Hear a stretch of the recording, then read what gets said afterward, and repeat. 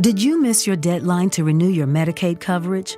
You can still send your completed annual review form to Healthy Connections Medicaid. You may be assigned to another health plan, but you can ask to come back to First Choice within 60 days of renewed Medicaid eligibility. It's your family. It's your choice. First Choice is the right choice.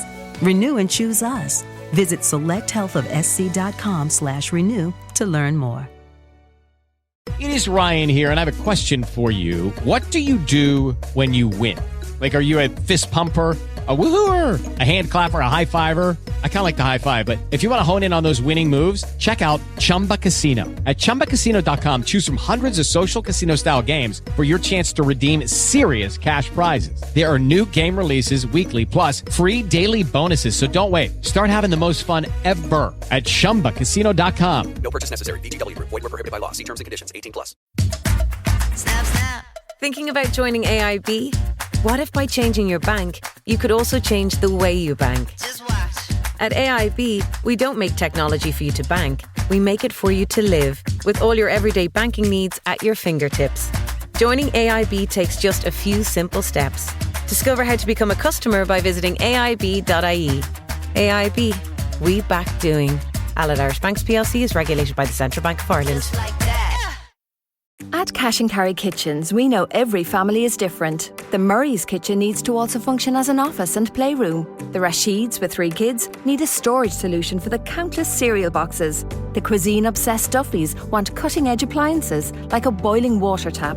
No matter what your family needs, we're here to guide you through the process of creating the perfect kitchen. Book a free design consultation today at cashandcarrykitchens.ie. Cash and Carry Kitchens, built by our family, tailored for yours. Ladies and gentlemen, Fatima Cigarettes is proud to bring you its prize-winning radio program, winner of the Motion Picture Herald Fame Award. The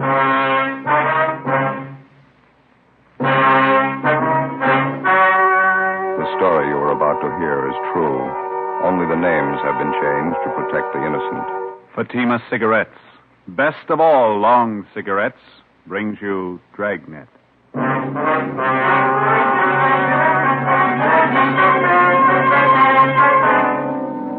You're a detective sergeant.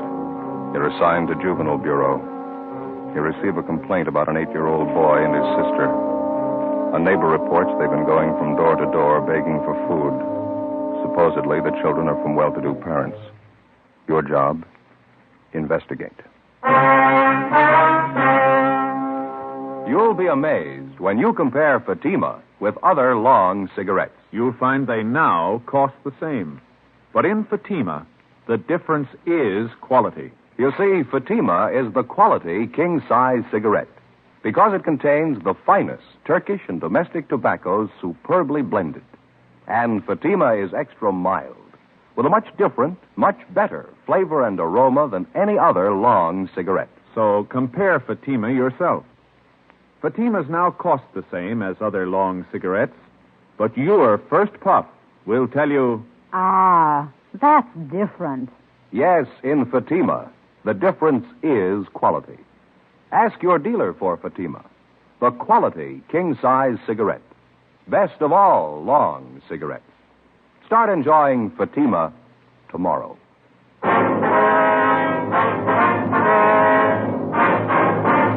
Dragnet, the documented drama of an actual crime.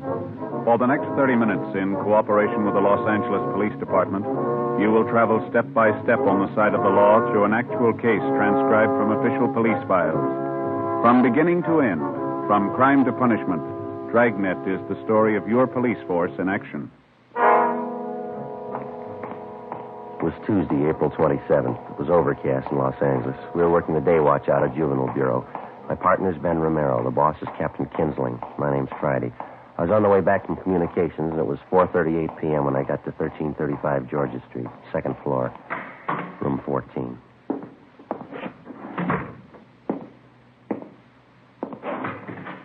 Hi, Joe.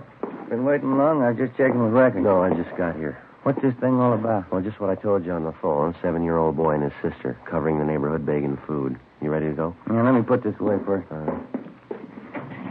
Kid's supposed to be from a wealthy family, huh? Well, wealthy enough to live in the best part of Bel Air, yeah. Doesn't make much sense. Must be some kind of a gag, huh? No, not according to the neighbor who called in. Yeah? She says the kids are half-starved. Ben and I got in the car and drove out Sunset Boulevard to the Bel Air district. We pulled up in front of a large two-story home near the corner of Brookline Avenue and Knightsbridge Drive. It was a white frame colonial mansion set back in the middle of well-landscaped lawns and gardens. The other homes in the neighborhood were just as large, $50,000 and up. It was the last place in the city that you'd expect to find neighborhood children begging food. 5:20 p.m. We went around to the rear entrance of the colonial mansion as we'd been instructed on the phone. We located the woman who'd called in the complaint, a Miss Jeanette Bejan. She was employed as laundress and cook by the owners of the house. She was busy fixing dinner.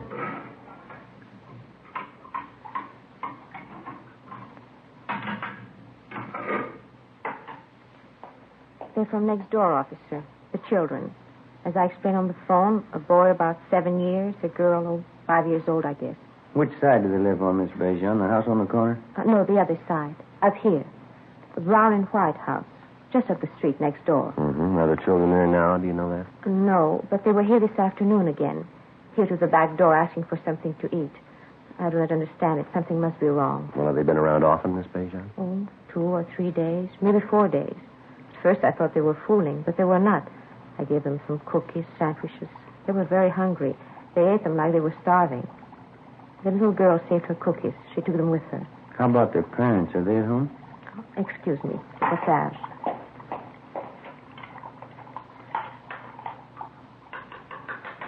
There. That's better.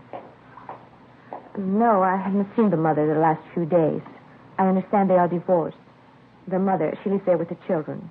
The father, I don't know. Well, what's their name, do you know? Kessler. Madame, the woman I work for. She says there are 3 children in the Kessler family. But I don't know. I have only seen the 2, the boy and the girl. I would go over and see what is wrong, but I do not know the Kessler. It is not my place. That's why I called you, officer. All right, Miss Bejan. Well, thank you very much. Oh, not at all, officer. You understand, I do not mind giving the children food. Well, I think only something is wrong if they do not get it at home. Well, thank you very much for notifying us. We're going to check into it. I'm just a little curious, Miss Bejan. What's that you're making? This? Napoleon. How's that? Napoleon. You know, Napoleon pastry. Oh, yeah. Sure smells good. Well, thanks again. Oh, certainly, officer. If there is anything I can do, you will let me know? Yes, ma'am, we will. Goodbye. Goodbye. Thank you very much.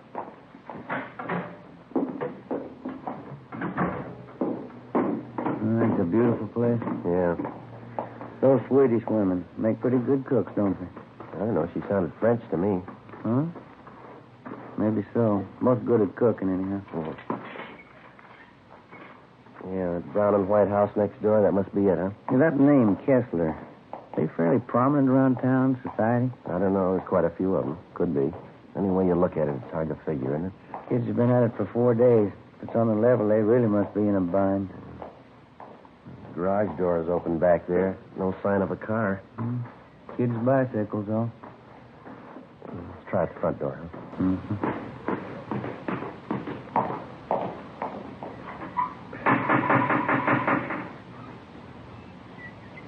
Guess you better try it again, huh? Yeah.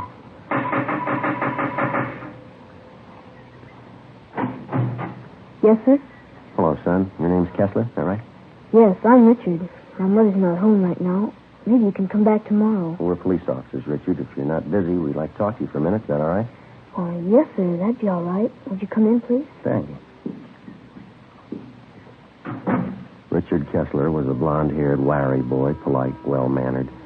He told us that he was 8 years old and that he attended the neighborhood grammar school. He showed us back to the kitchen where he was warming a can of soup that he'd borrowed from a neighbor. It was a large house, richly furnished, but it hadn't been cleaned for weeks. Dust was piled up thick on the furniture, and children's books and toys were scattered around the rooms along with scraps of dried bread, half-eaten. The house was cold and musty. On a small bar in the dining room, there were 3 half-filled cocktail glasses, a plate full of cigarette butts. Evidently, they'd been standing there for days. On the sink in the kitchen, there were a few pieces of stale bread and an open bottle of milk that had turned sour. Next to it were a half a dozen empty whiskey bottles. The Kessler boy was well-dressed, except for the shirt that he had on. It looked as if he'd been wearing it for a week. What did you want to talk to me about, officer? I haven't done anything wrong. Oh, we know that, son. We'd just like to find out how you've been getting along. I've been getting along all right. 2 A's and 4 B's on my report card last month. Mm-hmm. Where's your sister, Dick? Judy, she's down the street. She'll be back in a minute. How about your mother? Where's she? She's out, too. She'll be back. When do you expect her, son? Pretty soon. She's coming back pretty soon. Well, your sister, Judy, she's younger than you are, isn't she, Dick? Yes. Judy's only 6. I'm 8. Any other grown-ups live here with you besides your mother? No. Mom takes care of us. She'll be back pretty soon. We'd like to have you tell us the truth now, Dick. How long's she been gone? I don't know. It's probably important. Taking her a long time. If you can come back tomorrow, she'll probably be here then. When was the last time you saw her, son? Son, how about that? A couple of days ago. This is Tuesday. You mean she left the house Sunday? No, before that. Last Friday night she went out. Said she'd be back. I don't know. Did your mother say where she was going, Dick? No, her boyfriend was here. Larry. I don't know his last name. Mom went out with him to a party, I think. I don't know where. She'll be back all right. Did you leave anyone to take care of? No, we can take care of ourselves. Nobody's fixed the cooking, though. I don't know how yet. I'd better look at the soup on the stove. I'll take care of it, son. You go ahead. Sit down. Has your mother ever left you like this before, son? Maybe once or twice. She never stayed away this long, though. I don't know. What's the matter, Dick? Well, Johnny, officer, my little brother. He hasn't eaten much for a while. Must be hungry by now. I was fixing the soup for him. Yeah, well, where's Johnny? He's upstairs in the nursery. He's been sick with a bad cold. Mom knew Johnny was sick. That's why I wondered. She hasn't come back yet. I don't think Johnny's feeling good. Do you want to take steps to see him, son?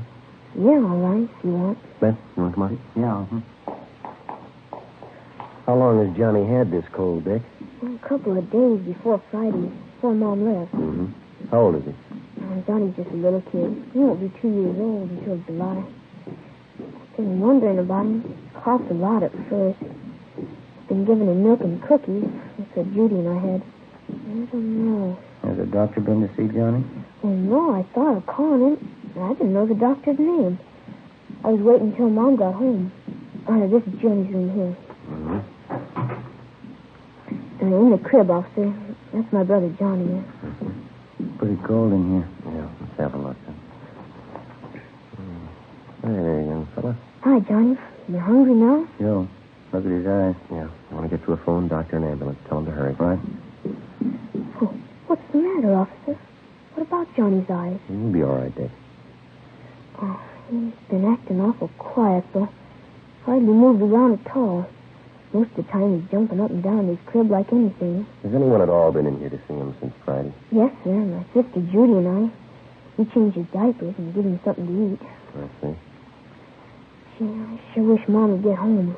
I'd like to talk to her. Yeah, so would I.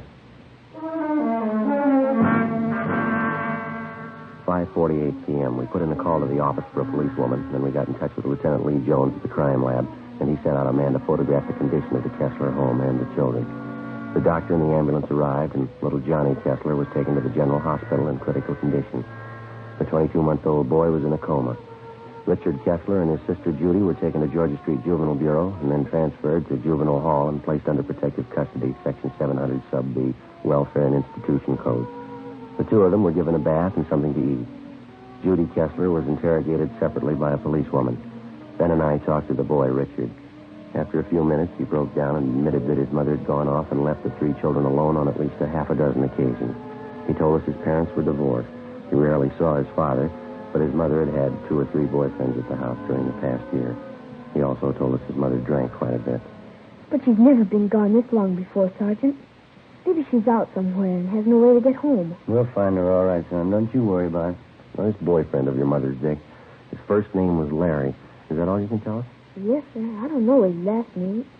Are you going to keep us here all night, Judy and me? Just for a day or so. They'll take good care of you, son. Where'd you take Judy? Well, she's just next door, Dick. You can see her in just a minute now. And how about Johnny? I always take care of him. Pretty fussy around strangers. Well, they've got him over at the hospital, Dick. They're going to take good care of him now. You can count on that. I don't know, officer. I better see him. He might get awful fussy. All right. We'll fix that up for you.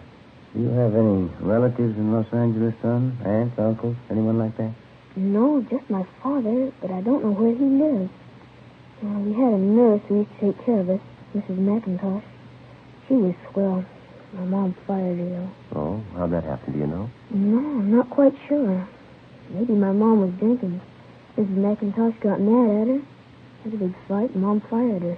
Oh, now, this Mrs. McIntosh, you know where we can find her? No, sir, I don't. How about some of the other boyfriends that your mother had, Dick? Do you remember any of their names? No, one of them was George something. I don't remember the other one. Joe, see you a minute? Yeah, Mac. You want to stay with the boy, huh, Ben? Yeah. Hospital call. It's a lousy thing. Well, what's that? The Kessler boy, little Johnny. Yeah? He just died.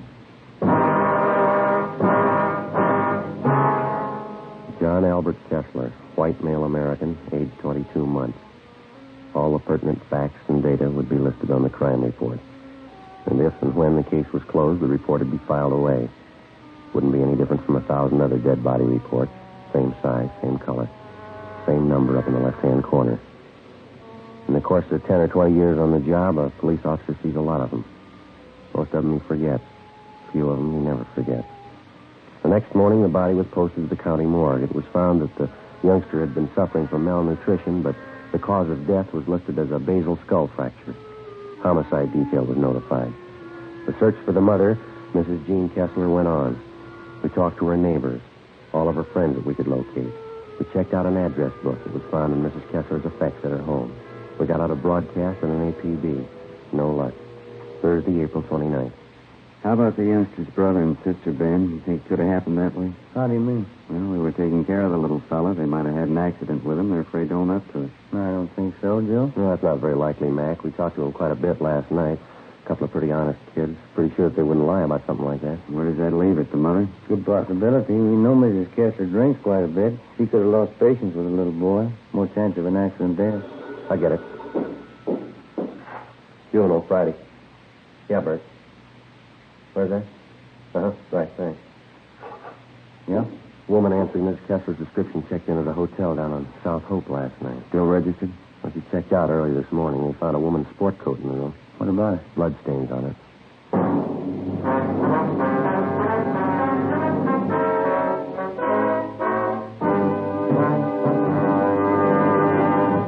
You are listening to Dragnet for the step-by-step solution to tonight's authentic case history. Here, step by step, are the actual reasons why Fatima is the quality king-size cigarette. Why in Fatima the difference is quality. Quality of tobaccos. The finest domestic and Turkish varieties. Extra mild and superbly blended to give you a much different, much better flavor and aroma. Quality of manufacture. Smooth, round, perfect cigarettes. Rolled in the finest paper money can buy.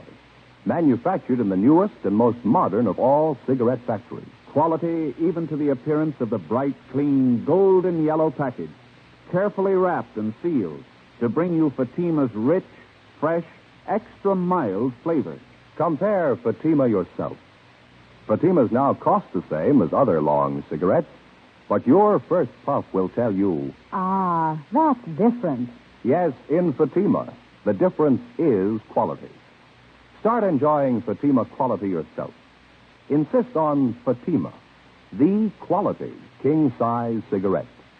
Best of all, long cigarettes.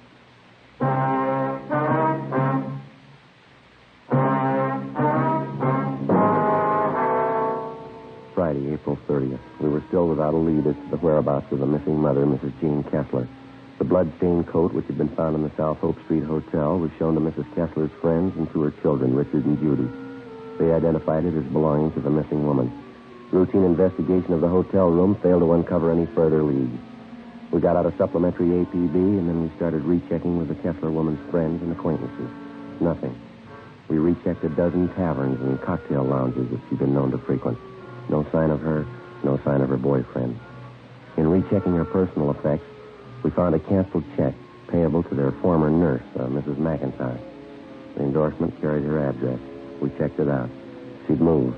We traced her to the forwarding address. There we were told that she had a new job as a nursemaid with a wealthy family living in the Los Feliz district.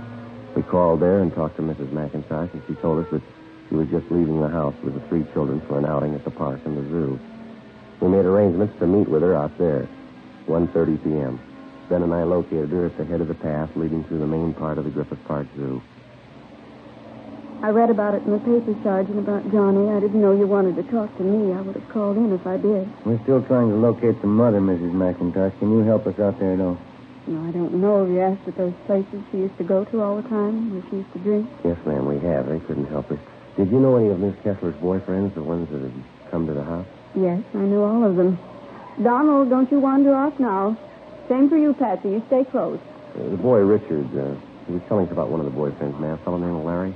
Oh, yes. Donald, you heard what I said. You stay close. Yes, I knew Larry. You remember what his last name was, ma'am? Yes, Bartell. Some kind of an actor in the movies, I think. Bartell. You know where he lives? No, I think he had an apartment in Hollywood. I wouldn't know the address. What kind of a man was this Bartell? I mean his temperament and things like that. Well, I think he was kind of lazy. I think Mrs. Kessler was giving him money. Mm-hmm. Did the two of them ever argue or have any fights? All the time. He had a terrible temper. Did you ever strike Miss Kessler? Yes, I saw it happen several times. Not too close to the cage, Donald. Back a little. How did this Bartell act toward the children, Mrs. McIntyre? Different, I guess. They annoyed him sometimes. Well, that was after that you had the argument with Miss Kessler? Yes. It was about her drinking and the boyfriend and all the rest. I just got sick of it, and I told her what I thought. She didn't want to admit she was getting old, not caring for the children, pretending she was still in her 20s. Well, do you have any idea where we might locate the father? Well, they're divorced, you know. He's the head salesman for a lumber concern downtown. He inherited most of his money. I have the name of the company at home. You can have it if you like. Yes, ma'am. We'd appreciate that. You know, it's the children I feel sorry for. Yes, ma'am. 3 beautiful children. And that poor little Johnny, I just can't understand it. What's that? How could anyone desert a helpless baby like that? We'll ask his mother. Friday, 5 p.m. Mrs. McIntosh called us at the office and gave us the business address of the missing woman's ex-husband, Richard Lane Kessler. We called there, but they told us Kessler was away on a week's vacation. They had no idea where to contact him, but he was expected back in a few days. We called Central Casting and asked them to check their talent list for a bit player by the name of Larry Bartell. They had no such name listed. Saturday, 8 a.m. The Kessler children, Richard and Judy, remained in the custody of juvenile authorities. The search for their mother continued. All day Saturday, Ben and I ran down what few leads we had. They went nowhere. Checks to the morgue, the city hospitals, and the drunk tank at the main jail still failed to turn up the missing woman. We checked again at the different drinking places she used to patronize. No one had seen her. 5:30 p.m., we went back to the office. A lot of mileage today. Yeah, there's not much to show for it. Not going to be much fun for those Kessler kids this Sunday. Why? What do you mean? First Sunday in May. Huh? Mother's Day. Oh, yeah. Hi, Mac. Hi. Got a piece of news for you. Yep. The Kessler woman's boyfriend, Larry Bartell. What about him? He's been located. When he'd seen his name mentioned the previous night in the newspaper stories concerning the case, Larry Bartell had contacted the office to let us know that he didn't consider himself a fugitive. At least that was his story. He'd called just a few minutes before we got back to the office. He left word that he could be found at a Wilshire address all day Sunday. In the meantime, he'd be at the Spotlight Club, the club for theatrical people located in West Hollywood. 6:25 p.m. Ben and I located him at the club back in the billiards room. He was tall, dark-haired, dressed expensively. I told the cop when I called in you weren't supposed to contact me here. It was important. That little Kessler boy's dead, Bartell. We think that's pretty important. Well, I didn't know anything about that. You didn't have to interrupt me. That's an important man I was playing with. Now, what do you want to know? Where's Miss Kessler? Well, why ask me? I don't know. You're a pretty good friend of hers. You were the last person seen with her. Oh, it was a week ago. We went out to a party last Friday night. I haven't seen her since the following Monday. Last Monday. I'm through with her anyway. What do you mean? Well, I just got sick of her, that's all. Pawing all over me, asking me to marry her. I just got sick of it. It wasn't worth it. You accepted money from her? Just to tide me over. She had plenty of it. Why not? Where'd you last see her? Keep your voices down. I wouldn't like this stuff to get around the club. There's a hotel downtown on South Flower. I can give you the address. Were you at another hotel with Miss Kessler last week? Yeah, on South Hope, around 9th Street, I think. Oh, that's where you found a coat, huh? You've got an explanation for that? Blood stain? Sure. Crazy Jane. Told her I saw her, then she tried to hit me with a bottle. Cut herself. Boy, I tell you, it just wasn't worth it, that's all. I guess you can prove everything you're telling us, sir. Of course I can prove it. It's the truth. And what about the little boy? How'd that happen? I didn't have anything to do with it. It wasn't my fault. Well, how'd it happen? No, it was that Friday night just before we left the house. The old lady and I were downstairs having a few drinks. She put the little kid to bed, but he wouldn't stay there. He kept getting up out of bed and running downstairs crying. Yeah, go on. Well, she finally took the kid, gave him a good spanking, threw him back in bed. I think he hit his head in one of the posts of the creek. Why didn't you do something about it? Well, I told her, but she said it was nothing. Didn't matter. Got a coach from us, that's all. The kids are all right when we left. You mean all the times you and Mrs. Kessler went out, you knew those children were being left all alone in that house? Oh, what out of she's the mother, not me. Oh, look, I gotta get back. I kept that game waiting on. No, just a minute. It's going to wait a little longer. Come on. Larry Bartell was taken downtown and held for questioning on suspicion of 702 WIC, contributing to negligence of minors. He gave us the address of the hotel where he'd last seen Mrs. Kessler. Ben and I checked it out. It was a typical cheap downtown hotel with a bar opening off the lobby. The desk clerk told us a woman answering Mrs. Kessler's description was registered in a room on the second floor. They had an old-fashioned player piano going full volume in the bar. The sound followed us up the stairs. Tenants here sure must like their music. Yeah. Back to stairs, isn't it? 216? Yeah.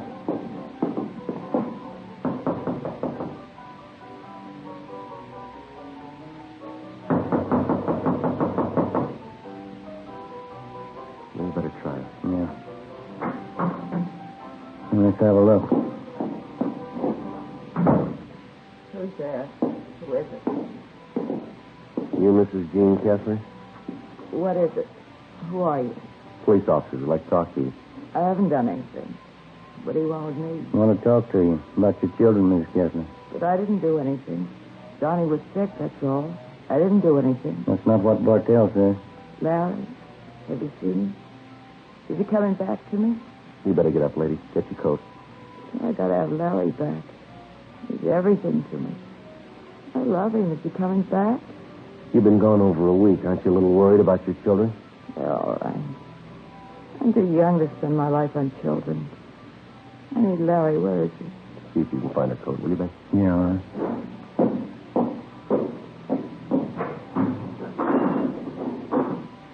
I've been drinking off this. I felt terrible. Yeah.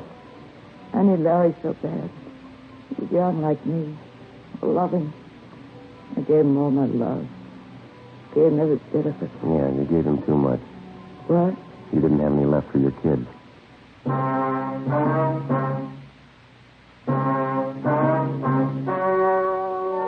story you have just heard was true. Only the names were changed to protect the innocent. On July 2nd, trial was held in Superior Court, Department 87, City and County of Los Angeles, State of California. In a moment, the results of that trial. Now, here is our star, Jack Webb. Thanks, sir. Friends, if you're with us week to week, you've heard me say, in Fatima, the difference is quality. It's a difference that you can prove just by buying a pack and smoking them. You'll find Fatima's extra mild, with a rich, better flavor and aroma. Stop in at the store in the corner and buy a pack of Fatimas the first chance you get. You'll find in Fatimas, the difference is quality. Ladies and gentlemen, I'd like to take a moment to thank all of you for your very fine response to our program, Dragnet. Since the first show went on the air about a year and a half ago, your cards and letters have been a constant source of encouragement and guidance. In the field of radio presentations, we felt that we were attempting something a little different, and we were not altogether sure that it would meet with your approval. Possibly, we were sure that our approach to this type of presentation was a sound one, but the final approval had to rest with you. If we may judge by your response, you've placed Dragnet high among the programs that you enjoy most. And for this, we're indeed grateful. We've tried to bring you, first of all, an adult program worthy of the 30 minutes that you spend with us each week. We've tried to bring you an honest and authoritative report on the work of your police force. We've tried to bring before you documented police cases that were informative as well as entertaining. In forthcoming weeks, we sincerely hope that Dragnet remains one of your favorite shows. Your letters have been read by all members of the Dragnet production staff.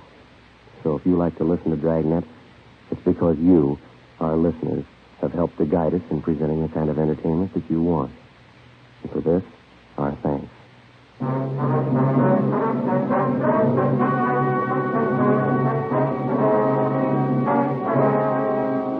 Mrs. Jean Kessler was filed on and found guilty in Superior Court, charge of manslaughter. She was sentenced to 1 year in the county jail and deprived of the custody of her children.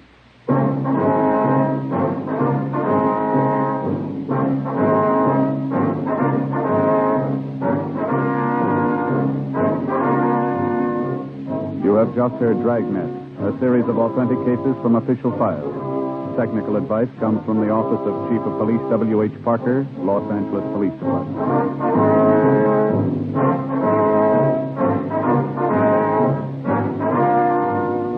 Fatima Cigarettes, best of all long cigarettes, has brought you Dragnet, portions transcribed from Los Angeles.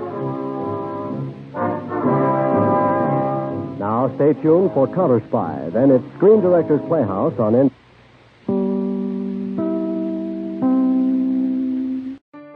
Did you miss your deadline to renew your Medicaid coverage? You can still send your completed annual review form to Healthy Connections Medicaid. You may be assigned to another health plan, but you can ask to come back to First Choice within 60 days of renewed Medicaid eligibility. It's your family. It's your choice. First Choice is the right choice. Renew and choose us. Visit selecthealthofsc.com/renew to learn more. Hello, it is Ryan, and I was on a flight the other day playing one of my favorite social spin slot games on ChumbaCasino.com. I looked over at the person sitting next to me, and you know what they were doing? They were also playing Chumba Casino. Coincidence? I think not. Everybody's loving having fun with it. Chumba Casino is home to hundreds of casino-style games that you can play for free anytime, anywhere, even at 30,000 feet. So sign up now at ChumbaCasino.com to claim your free welcome bonus. That's ChumbaCasino.com and live the Chumba life. No purchase necessary. VGW. Void where prohibited by law. See terms and conditions. 18+.